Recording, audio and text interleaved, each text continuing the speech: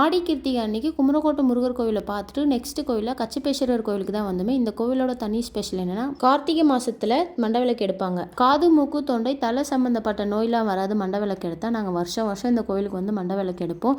ஷாம்குட்டி பிறந்தோம் 2 டைம் வந்து மண்டவிளக்கு எடுத்துட்டோம். ரொம்பவே சூப்பரான கோவில். இப்போ தான் கொஞ்ச நாளுக்கு முன்னாடி தான் கும்பாபிஷேகம் நடந்தது. சரி இந்த கோவிலுக்கு வரலான்னு அத்தை கூப்பிட்டு வந்தாங்க. சுவாமிலாம் பார்த்து முடிச்சுட்டு அப்படியே வெளிப்பிரகாரத்தை சுற்றி வந்தோம். ஷாம்க்கு ஒரே ஜாலி தான். அங்கே இருந்த கல் யானை மேலே வந்து உட்காந்து ஒரே ஜாலியாக விளையாடிட்டு இருந்தான். அம்மா அப்பா ஏன்ட்டு இதே சொல்லிகிட்டே இருந்தான்.